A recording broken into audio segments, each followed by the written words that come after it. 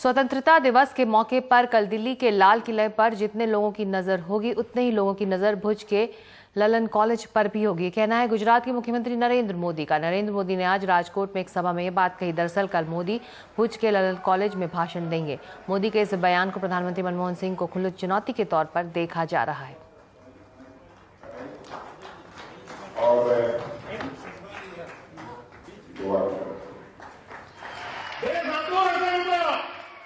કે લાલ કિલ્લાથી શું કહેવાય છે ને લાલન કોલેજમાંથી શું કહેવાય છે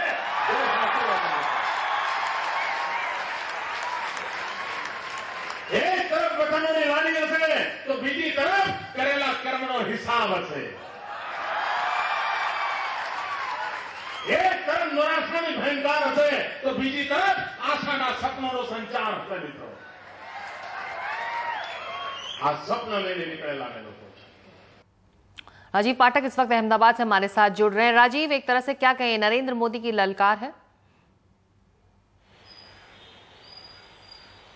देखिए, नरेंद्र मोदी की ललकार भी है और प्रधानमंत्री बनने की ललक भी, ये दोनों ही चीजें साथ में हैं। नरेंद्र मोदी लगातार, बीजेपी ने भले ही फैसला ना किया हो, लेकिन नरेंद्र मोदी अपने आप को प्रधानमंत्री के कद का बता के एक तरह से अपनी दावेदारी को और मजबूत करना चाहते हैं पार्टी में प्रधानमंत्री पद के लिए। अब देखें तो पिछले कुछ दिनों का जो घटनाक्रम हुआ है, जिस तरह से फूड सिक्योरिटी पे पहले बीजेपी ने कह दिया कि वो समर्थन करती है, लेकिन नरेंद्र मोदी ने उस पर आपत्ति अलग से जताई, तो वो पार्टी के दूसरे सभी नेताओं से बड़े दिखने की एक नरेंद्र मोदी की रेस है, जिसमें उन्होंने साफ तौर पर लाल किले के साथ भुज में लालन कॉलेज में जहां पर नरेंद्र मोदी का कार्यक्रम होने वाला है उसको कंपेयर किया है। यानी नरेंद्र मोदी की इसमें एक कोशिश ये है कि वो कंपेरेबल हो उनका मनमोहन सिंह के लाल किले पर के भाषण से, उनका भुज में लालन कॉलेज में जो उनका भाषण हो, वो एक तरह से प्रधानमंत्री पद की दावेदारी अपनी मजबूत करना चाहते हैं और ये रेस मनमोहन सिंह और मोदी के बीच में है,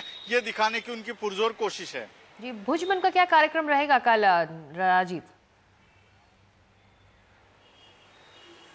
देखिए, भुज में जो नरेंद्र मोदी का कार्यक्रम रहेगा, जिस तरह से राज्य के मुख्यमंत्री 15 अगस्त को अपने स्टेट में झंडा फहराते हैं, उसी तरह से नरेंद्र मोदी जब से मुख्यमंत्री बने तब से अलग अलग जिलों में इस तरह के कार्यक्रम होते हैं। वो इस बार भुज में कार्यक्रम हो रहा है, तो सुबह लालन कॉलेज में वो झंडा फहराएंगे और उसके बाद वो बॉर्डर पर कुछ जवानों से भी मिलने जाने वाले हैं और उसके बाद दोपहर के बाद अहमदाबाद में भी उनके कार्यक्रम है। तो पूरा उनका जो स्वतंत्रता दिन का प्रोग्राम है वो इस तरह से शेड्यूल किया गया है कि भुज में भी उनके भाषण को महत्व मिले और बाद में अहमदाबाद में भी वो एक पब्लिक मीटिंग करेंगे, जिसमें उनके भाषण को वो पूरी तरह से प्रधानमंत्री पद के दावेदारी के साथ इसको जोड़ना चाहते हैं। मनमोहन सिंह के भाषण के साथ वो एक कंपेयर करते हैं कि आप नरेंद्र मोदी का भाषण भी कंपेयर कीजिए और मनमोहन सिंह का भी भाषण कंपेयर कीजिए।